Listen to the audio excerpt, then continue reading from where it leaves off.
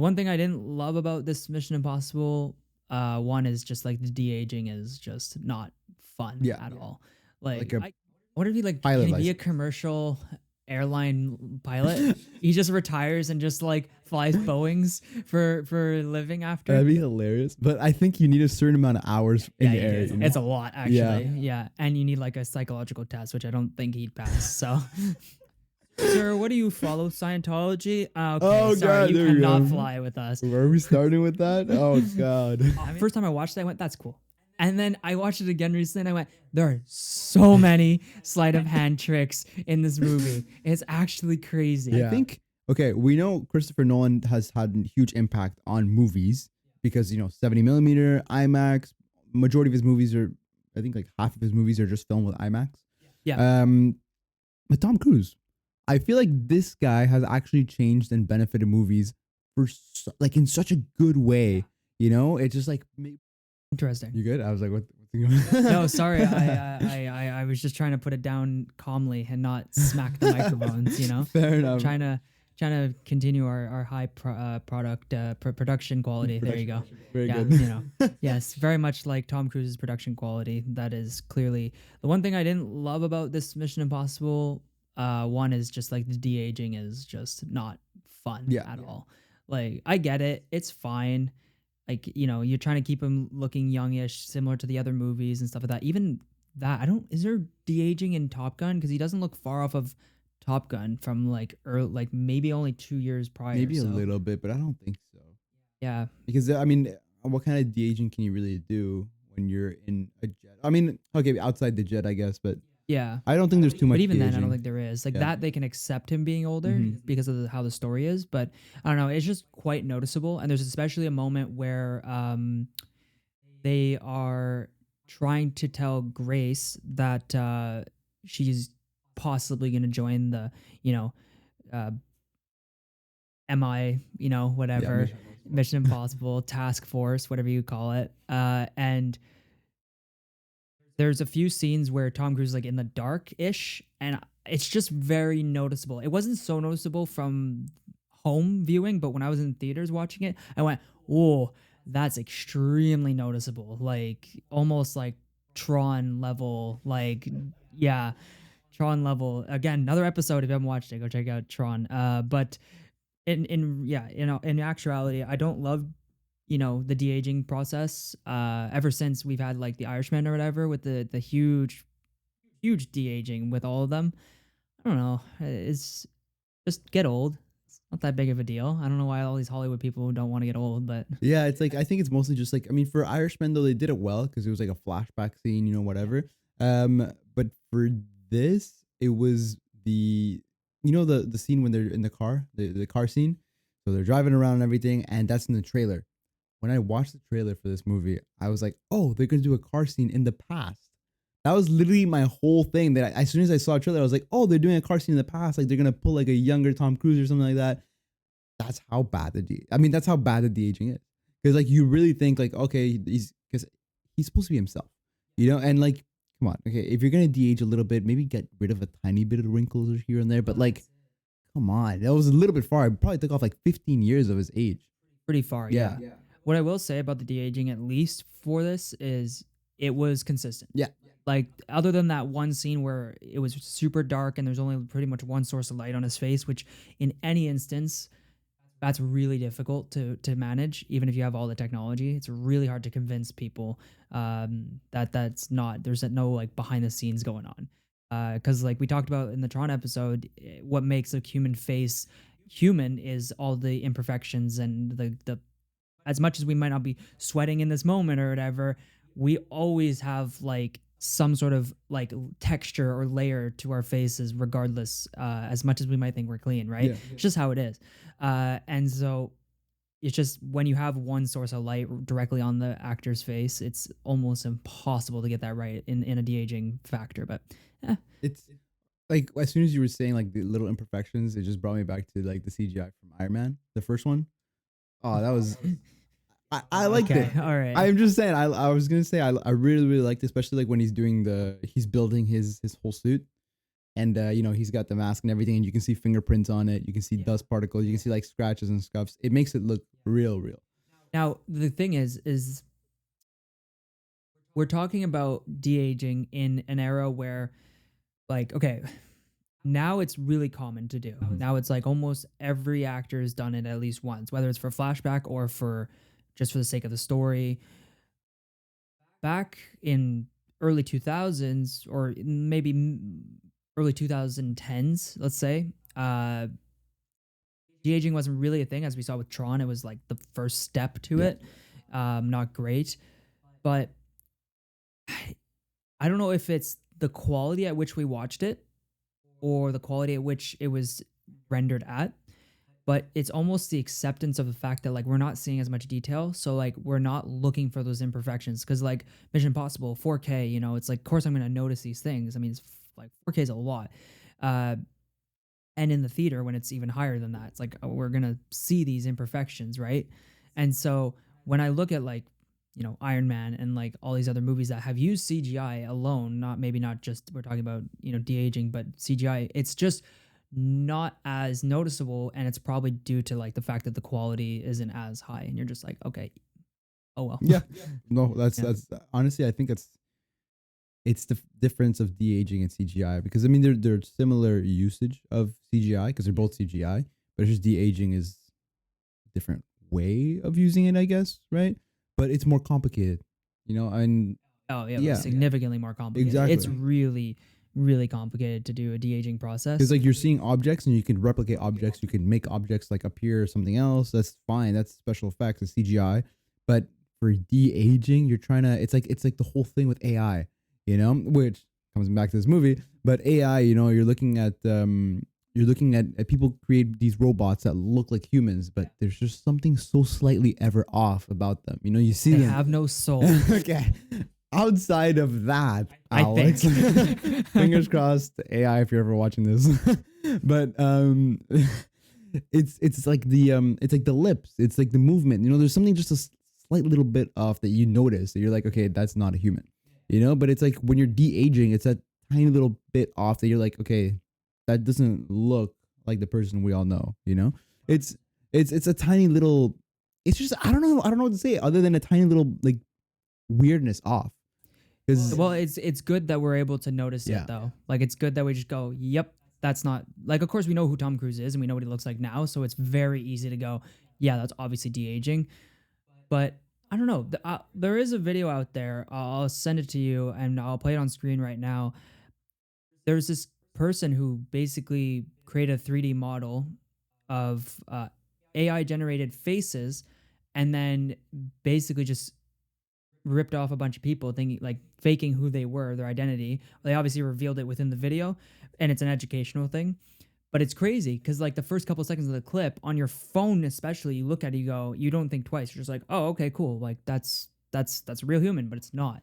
So yeah, the AI and de-aging and all of that is just deep fakes, right? Yeah. Yeah, yeah. I know because there's specifically a Tom Cruise guy out there. Yeah, there's a Keanu Reeves, not a deep fake of Keanu Reeves, but there's a 3D model, very lifelike of Keanu Reeves. That's on, even on scarier. TikTok. Yeah, Yeah. pretty crazy. Yeah, because if you look like someone, then you could just make a couple edits, you know, with AI or whatever to like make it look like a deep fake person. But if it's a whole Yes, the 3D Tom model, Cruise guy. Yeah. Now I know. Okay. Yes, he was on. If anybody ever wants a really good YouTube channel, which I'm sure if you're watching us, you definitely know who they are. But Corridor Digital is extremely good at diving into these like.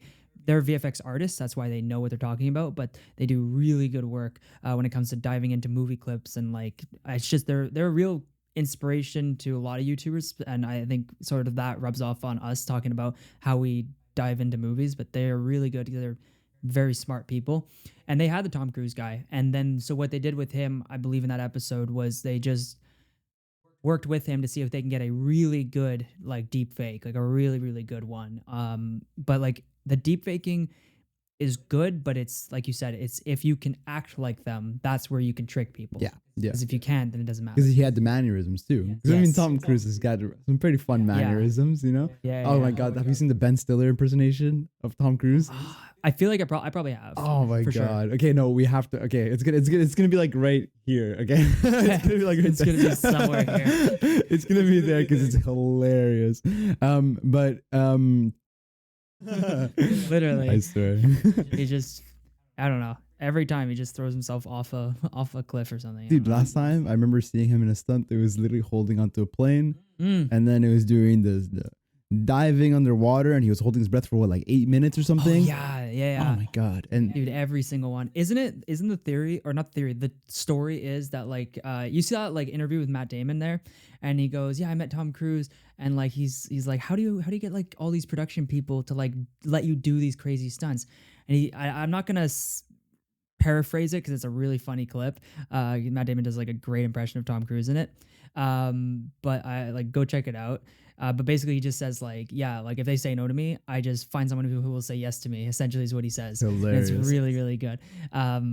But he basically had to get his own production company to let him do these things because otherwise, no one's gonna write that off. Yeah, honestly, and like I heard they also recorded before they record the whole movie just in case anything happens.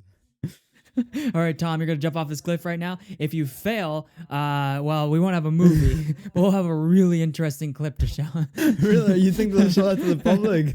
Just kind of Tom Cruise face Tom planting. Cruise would probably say yes. You know, the guy's crazy. What can he? He can fly. He has a license for everything. His license for everything. Everything, huh? everything. He's got like helicopter, planes, fucking jets, fucking scuba, Well, he's got a actually, real jets- estate license too.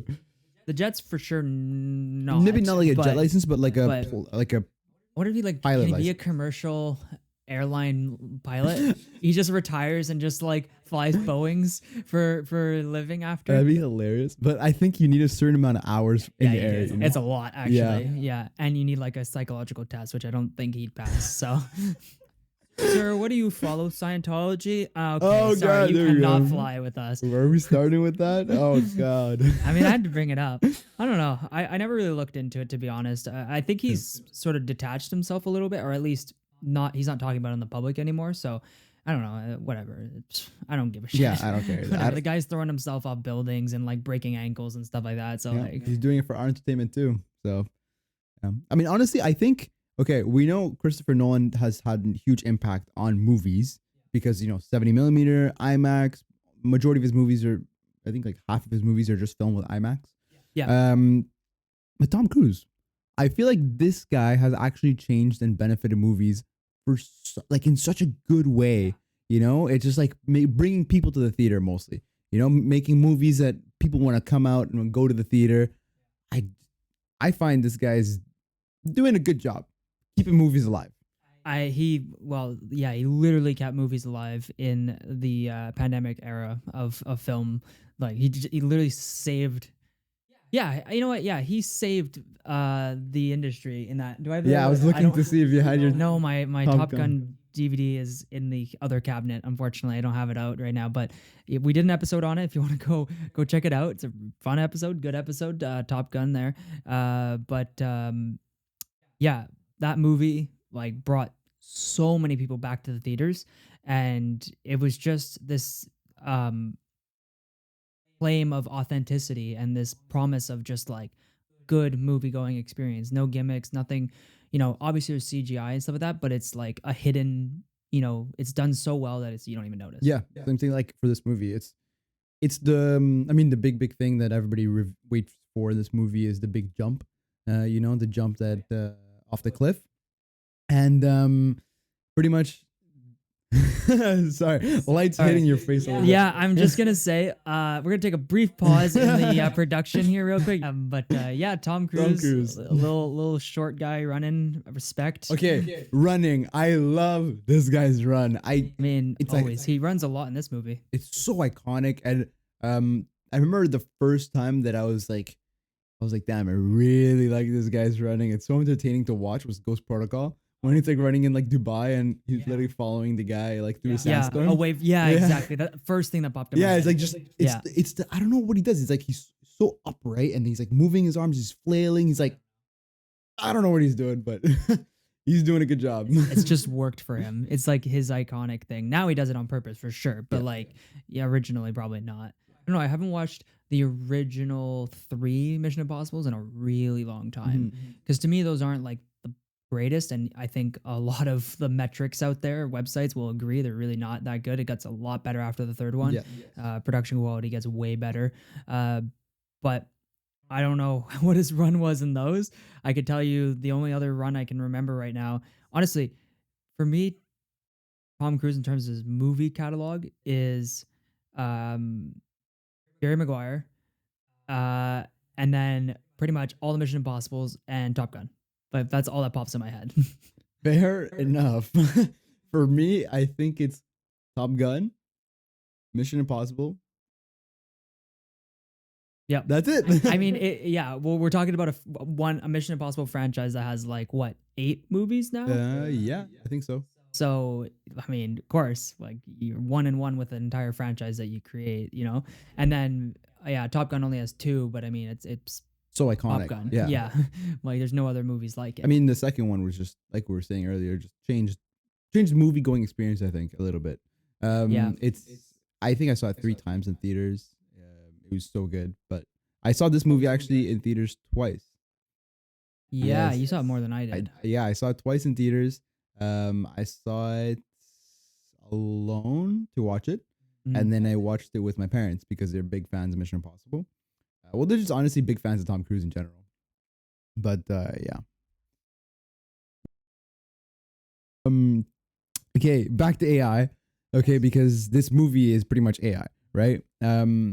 I've recently seen like the creator AI, this like AI. There's a lot of AI movies coming out recently because I mean, hey, it's here. We got ChatGPT, got everything like that. Something that answers all your questions. But what if it predicts all your movements, right? I guess that's what this movie's about. Called The Government. Alvaro. Okay. No. All right. I'm kidding. Well, no, it's actually our phones. It's not really the government. It's our phones. Well, yeah.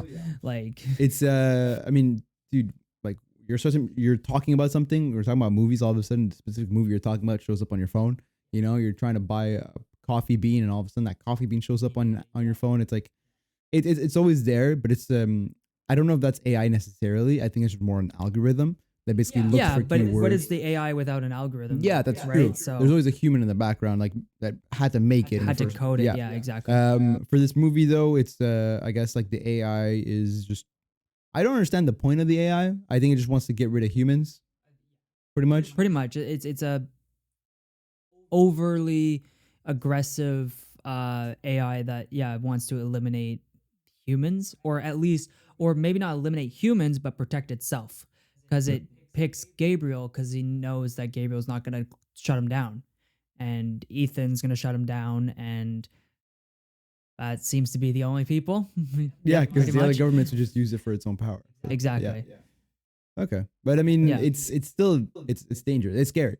It's they put a real I guess they okay, because every single Mission Impossible movie, there's always a bigger threat. Always a bigger threat. The stakes are high, and it's a mission impossible that becomes possible because Ethan Hunt is there, of course. Hey, Um, can't forget about sidekicks. yeah. We got Yeah. I forgot all their names right now. Reggie and I can't remember all their names. I I'm gonna look it I up. just I'm gonna look it blanked up. completely from everybody's names. No, Mission Impossible. I know the black guy's been in all of them. I think. Oh, okay, like not the first 2, but he was in the TV show back in the day. Because Oh, Luther. Yeah, Luther. Yeah. Not Reggie. Benji. Benji. Yeah. Man, I don't know. That's pretty close. yeah. That's I'll pretty give it close. to you. There's a G in there. Yeah.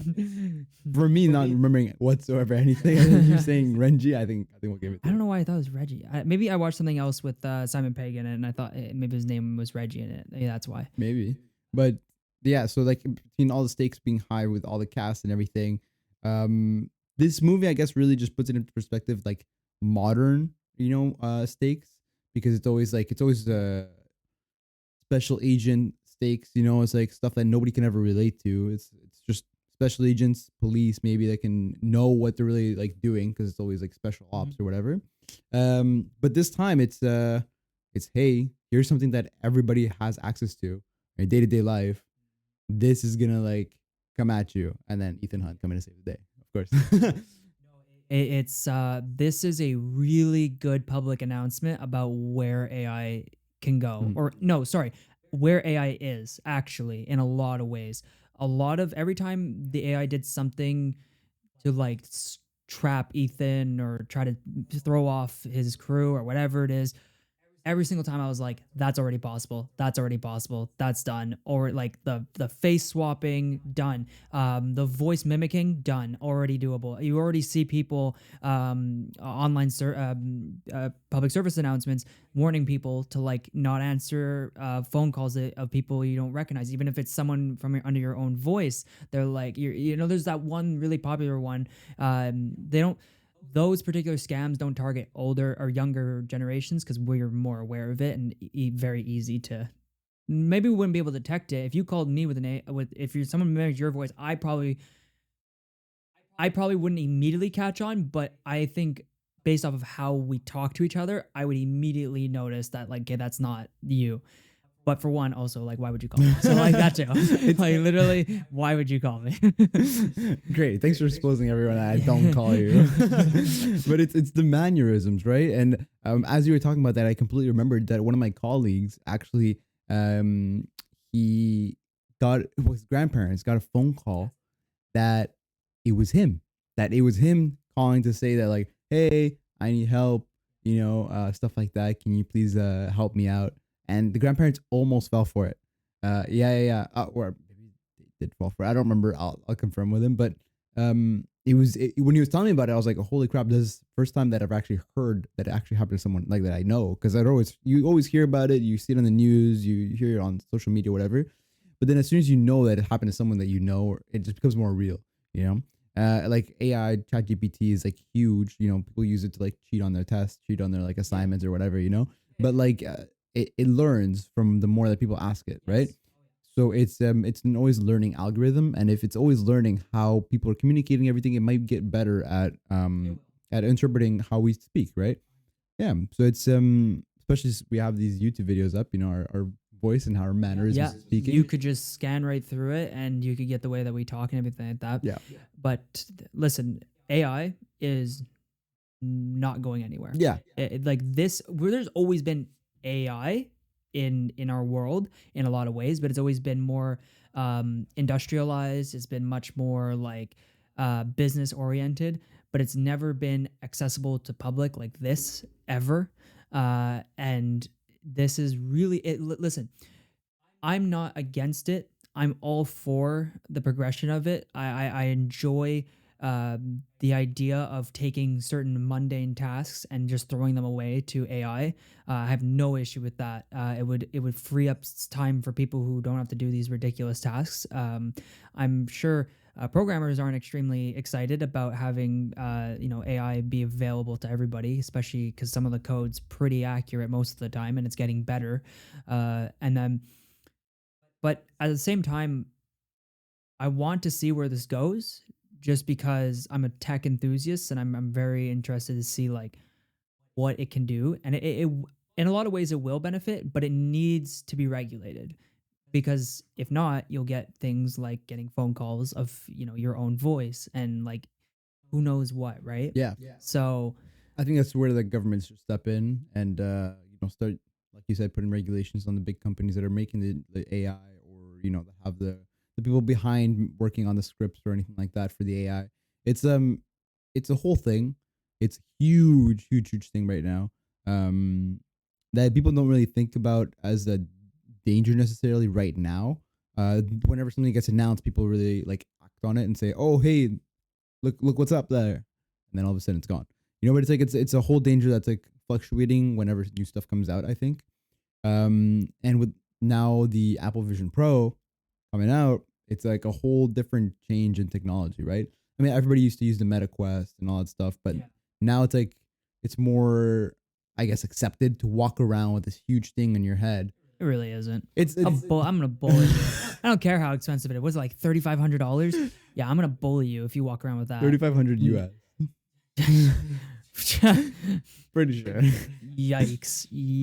Yeah, no, I think you're right. Yeah, that's too much money. Yeah, that's too much but money. it's like to a certain point, it's like that technology, right? It has your eye tracking instead of Face ID. It's retinal ID to unlock the use of the Apple Vision Pro. Which I guess like I get the I security. guess like that's a bit better than face, you know, because like face, think about it, if someone deep faked enough, then your face could be replicated technically if that's your security. Fair. That's why I always liked on my phone.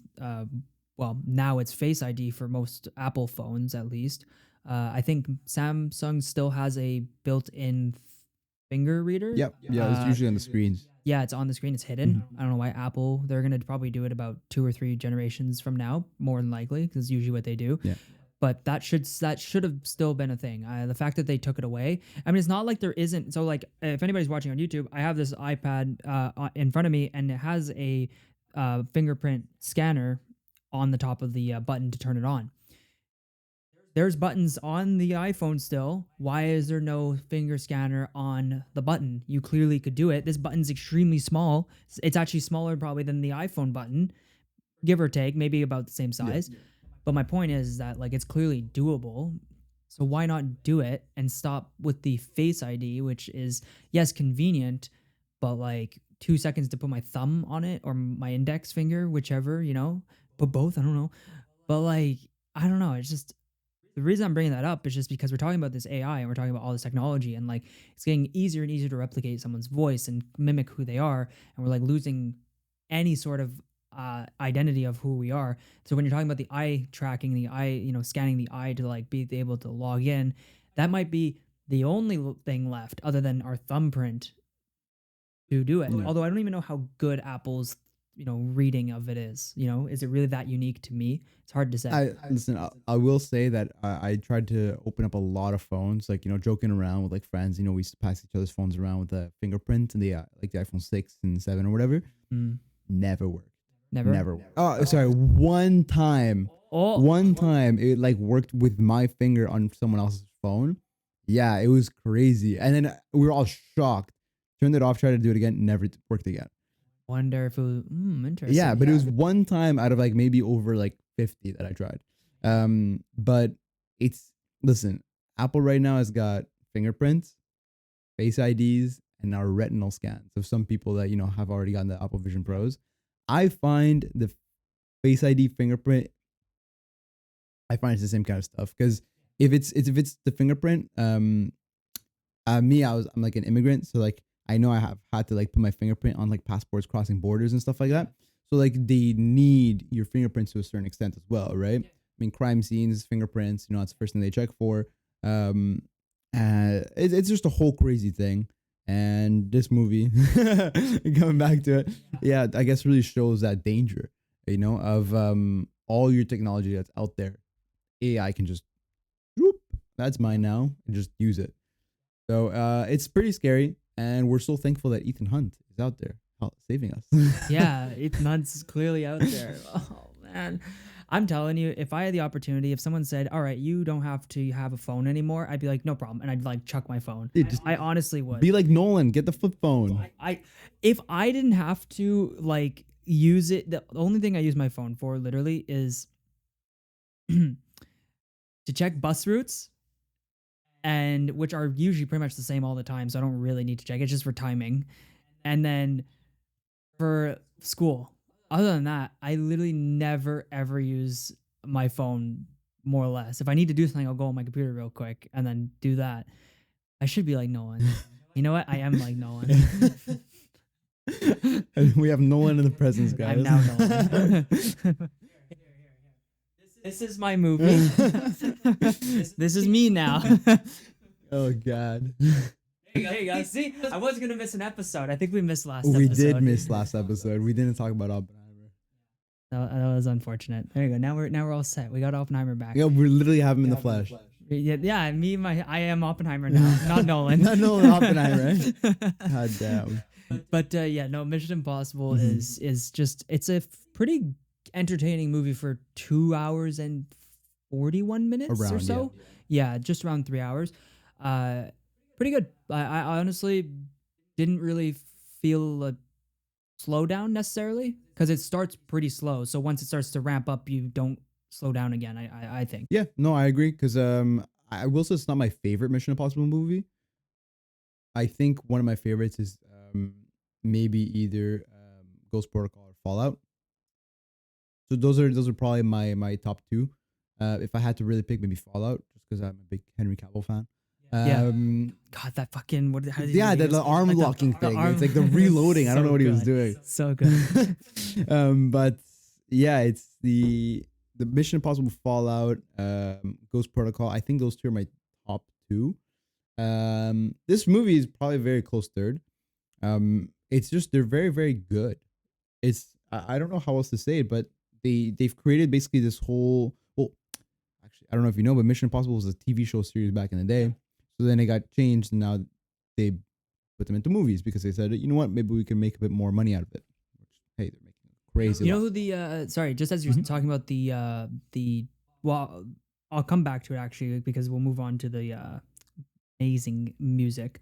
Uh, but just to follow up on your favorite movies, this is 1, 2, 3, 4, 5, 6, 7. Okay, there's 7 movies now. There's 8 after part 2. Yep. So, yeah, Ghost Protocol probably one of my favorite. Uh, I didn't hate number 5, Rogue Nation. Like a lot of people didn't like it.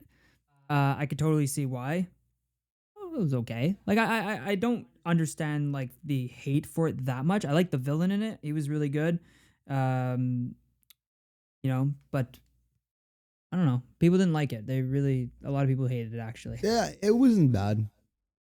I don't know. Yeah. I mean, it's hard to follow up Ghost Protocol though. That's the problem. Yes. Like that's really hard to top that. Yeah, I mean it's the fourth one, right? Ghost Protocol. So like you're going from 1, 2, 3, you're getting a huge break in the movies, and then you're coming back strong with Ghost Protocol. It's good. It's really really good. And then also the stakes were really high too. I mean every single time, like I said, the stakes are always really high. For this movie, we haven't seen. I mean, we've seen the stakes, but they haven't reached their climax. yeah, You know. exactly. That's what the part 2 is. I don't know when it's coming out. So like next year probably. Think it's next summer. Not this. Not. I think it's 2025. That's a long time. So it's gonna be a while. Yeah, Yeah. but Yeah. it makes sense. I mean, they have to come up with another crazy stunt for Tom Cruise to do, right? That's he's got time to do it. Yeah, He's probably already done it. Yeah. Let's be honest. but yeah, it's I don't know. I like this. I like this movie, but it's not my. It's probably my top 3. Probably my top 3. It was still really well done. It's got the Tom Yeah. Cruise running, which is my favorite. It's I mean- you got all the crazy action. And I did enjoy the cinematography from this movie actually too. Yes. Yeah. Yes. It is very. It's good. really nice. They had a lot of beautiful shots with some really nice scenery as well. Especially when he's riding the motorcycle up the mountain and everything. You see quite a lot. You know, they're in Venice. Looking out from the rooftops and stuff like that. You know, whenever they're, it's a really really nice, beautiful shots. I like it. What about you? Were there any shots that really just? Man, I don't know. Like you said, most of them are pretty darn good. Regardless.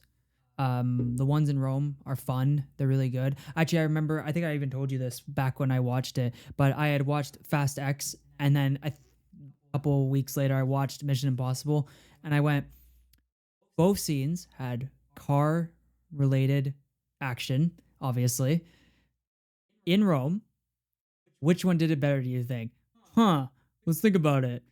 Is it a car related franchise or is it just an action related? It was Mission Impossible did a really good job at their car sequences and that because it is really unique the way that city is built, the way that the roads are constructed. I really liked the sound editing in that is really good too because you get those like cobblestone like roads and there's lots of bumps and whatnot in it.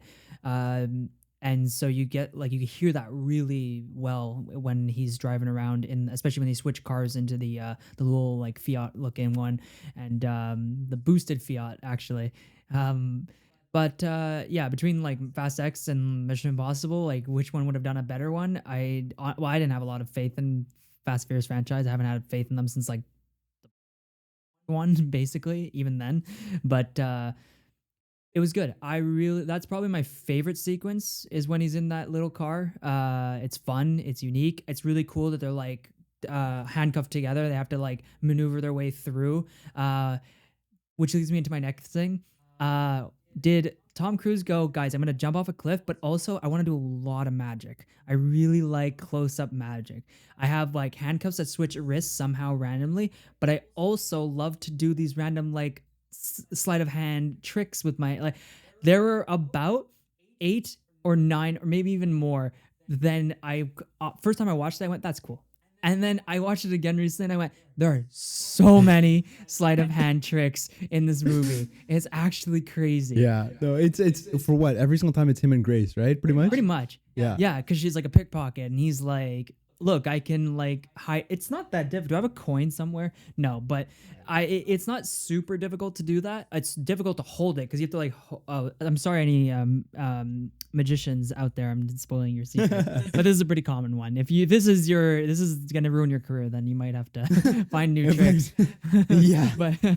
but like you have to hold it on the back end, obviously, and you have to like pinch it in between your fingers, and it's really hard. Even with a card, is really difficult. You got a lot of muscle there, but obviously they do like filmmaking trickery. Obviously, they don't know how to do that. Although Tom Cruise is pretty talented, and Grace. I don't know. yeah, I'm trying to think of her name right now. Yeah. Is it Atwell? Is that her last name? Oh, I don't think so. It does not ring a bell. Sandra? No. Oh, Haley Atwell. Oh, Yes, it wow, is. damn. Okay. I did look it up yesterday. I just kind of forgot. Oh, I was yeah, thinking she's in I was thinking of the other girl, the other friend that dies. Spoiler. Oh right, yeah, Rebecca Ferguson. Yes. I messed up all the Yes, names. yes. No, it's good. I honestly wouldn't know them if I didn't look them up immediately because like it's just so many names out there these days. But Haley Atwell is well known before she even came to Mission Impossible. She was in the Marvels and whatever, so she clearly has a long slate of clear good work and whatever. But she was good in it. Sleight of hand. I'm just gonna end it there. Just I wanted to bring it up. It's just. I love it. No, because it's true. It's. I think they mostly just want to make Tom Cruise be like this. This everyman kind of has like not everyman actually, but like an all-knowing guy, right? He knows. That's cool. He knows but the like, sleight of hand. He knows the. He knows he knows how to pickpocket. He knows how to pick locks. He knows how I to. mean, some of those things I can agree with, like picking locks. You should know how to do that if you're a part of that Mission Impossible task force. Yeah. But like sleight of hand, that's just like a party trick that you had to pull off. Yeah, I mean, I don't know. It's all that stuff combined that just makes him the unique special agent he is. You know, that goes Wow. rogue every single time. Every time. Every movie he's rogue. He's just never complicit. Yeah. I mean, okay, the opening scene. Well, not the opening scene, but the scene where he goes in and you finally get the reveal. I like that reveal. That was a good reveal. Where you finally see him for the first time in this movie, taking off the mask. It's the classic. Is that the first? Isn't No, we see him in the desert sequence. Yeah, but you don't see like it's not reveal. You know, like you see him. He's got the mask. He's got the glasses. He's doing activity, but then you see his full face reveal.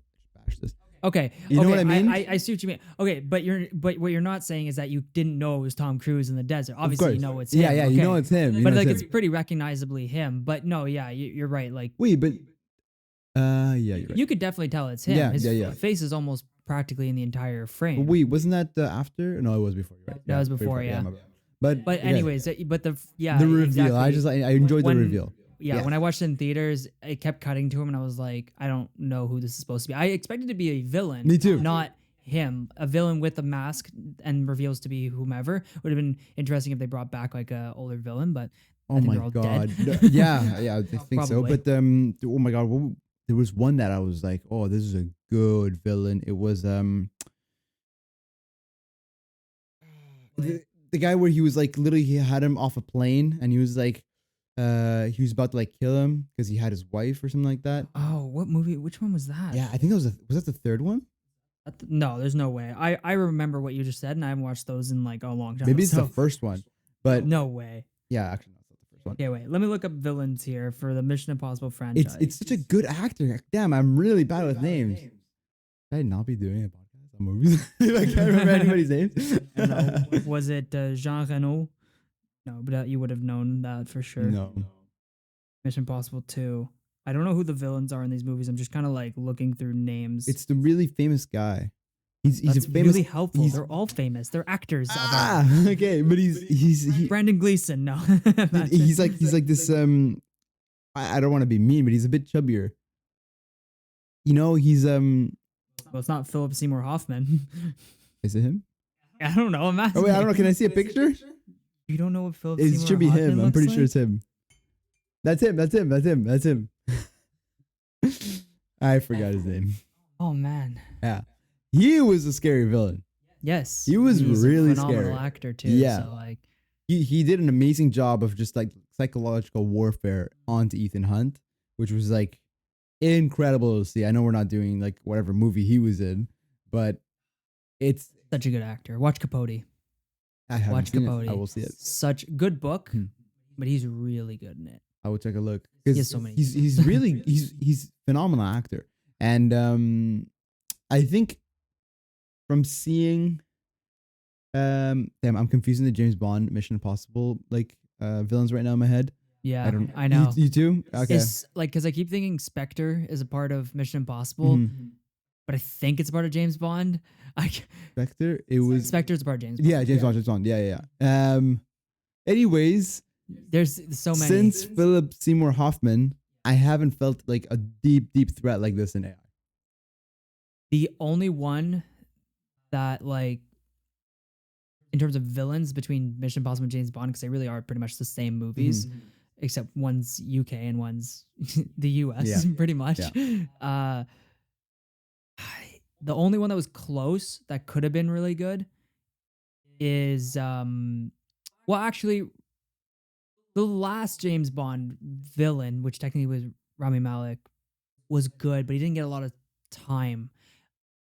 But Christoph Waltz would have been really good if they actually wrote him properly into the story. He was still really good. He was very He was still really good. It was a scary guy, and seeing him in No Time to Die was really good too. yes, I'm really happy they brought him, gave him another opportunity to like, although not much, but like in terms of physical performance, Yeah, he he was was- more voice in the last one, but He was still there. still, Yeah, 100%. And it was scary because I think the thing about having him there and then having Philip Seymour Hoffman and then now the AI is that they're making it personal with Ethan Hunt or the main character.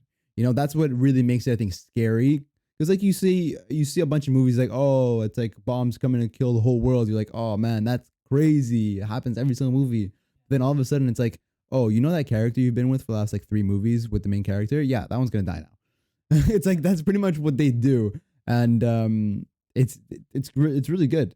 It's really good when they make it about the main character and somebody that you've, I guess, began to care for, right? yeah. It's the closing act though, Yeah. of a series. Yeah. Did in James Bond, as you were saying it was just like they just did that with James Bond. Mhm. So, you know, it's how they shut down a series. Unfortunately, it's not the best way, but it's one of the ways. Yeah. Either the main character dies or the loved one of a main character dies. Yeah. Yeah. Or you can start an entire series based off of a main character's loved one dying, and then you get John Wick. Right Wow, behind John. you. Hello. I just thought about it as I was saying Yeah. it, but it's the way to close off a story. Yeah. Fair. Yeah. Fair point. Like I'm all for characters dying off. Me Like, too. honestly, if that's the way it should be, then go for it. If it has a like grander purpose behind it, then I'm all for it. Go for it. Because listen, for me, it's the whole thing about the Mission Impossible series for me that I find enjoyable is it's action packed, pretty decent story, and you get a bunch of like cool technology, espionage that you see in there. But the stakes are never high, I find. Especially, I mean, ever since Philip Seymour Hoffman, I didn't feel like the stakes were that high with the Mission Impossible movies because there's no real, it didn't feel like a real danger to Ethan Hunt. You know, it's always a danger to the world, whatever, yada, yada. But then now in this movie with AI, it almost feels like it could be the last movie, like the part 2. Because it's like, oh, hey, there's a danger already. The friend that you were with for the last like 2 movies, what's the name we just said? She's also in Dune. Oh, Rebecca Ferguson. Yeah, Rebecca I Ferguson. don't remember her character's name right now. Yeah, but she died on the stairs, on the bridge there. Yeah, so like as soon as you get a death like that, you get an introduction to a new character coming in. Maybe they're gonna do like a branch off series or whatever on her being like a new Mission Impossible person. But Actually, That's a really interesting point. That's all I was thinking about quite a bit near the end of the movie with her. And not very obvious, but the other guy with the agent, I don't think I caught his name in the entire movie, I'll be Are you honest. talking about the guy that comes to drop off the thing? Oh no, I'm thinking. It comes to drop off the thing. I literally just said the most vague shit out there. The guy that comes to drop off the Oh thing. my God. The thing. The thing. No, okay, my bad. I'm talking about the guy that, you know, the package delivery guy comes in, drops off the thing for Ethan Hunt. It's like, you're Oh, yeah, Ethan yeah, Hunt, yeah. right? Yeah. And then he's like, You have to say the code. Yeah, You yeah. have to say the phrase or whatever. Yeah. But then kind of like Ethan Hunt kind of looks at him and he goes like, "Oh, keep up the good work. Or Like, yeah, welcome to Mission Impossible Task Force." Yeah.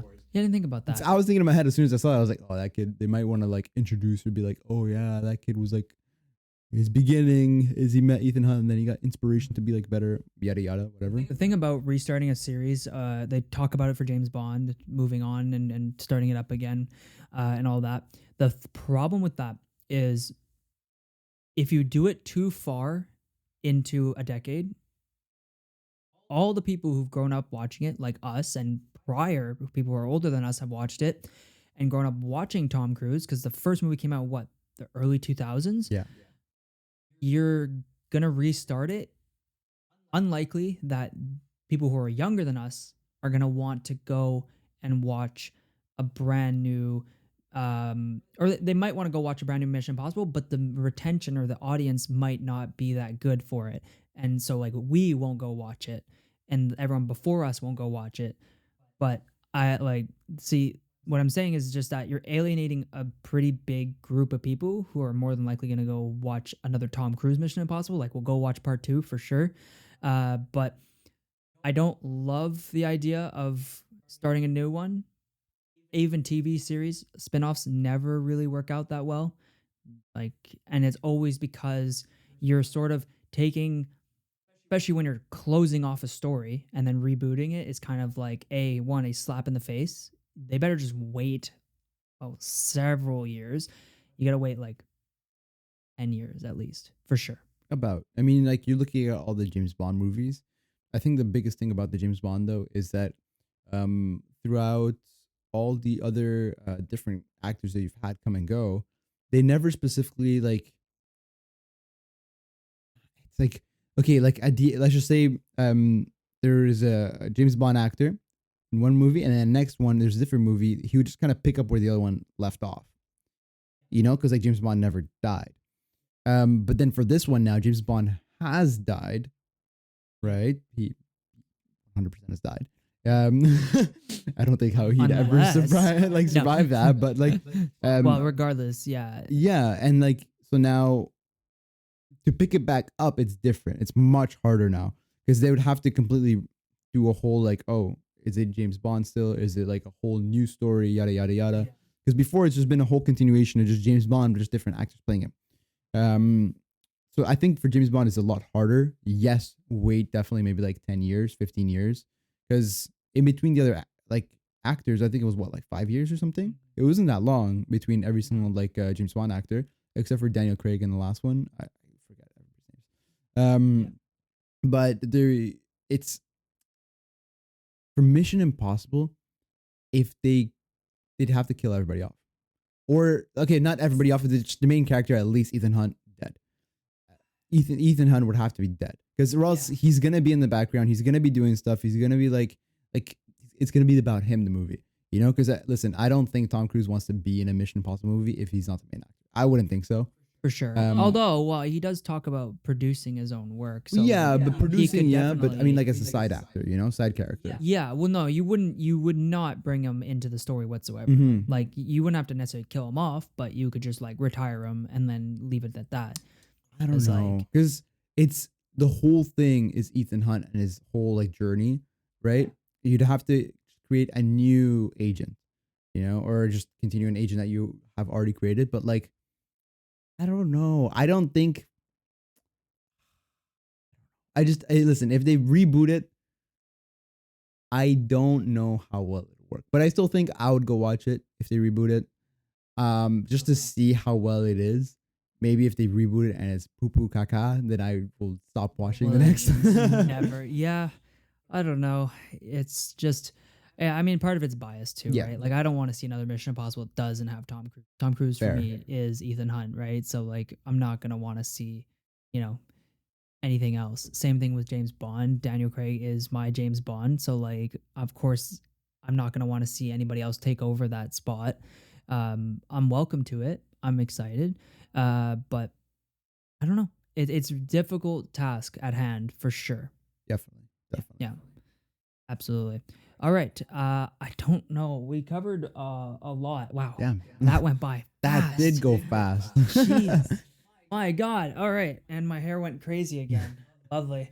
Anyways, we appreciate you all sticking around and watching. The support on the last few episodes has been extremely good, and we appreciate every little bit of the support and love for Forgotten Popcorn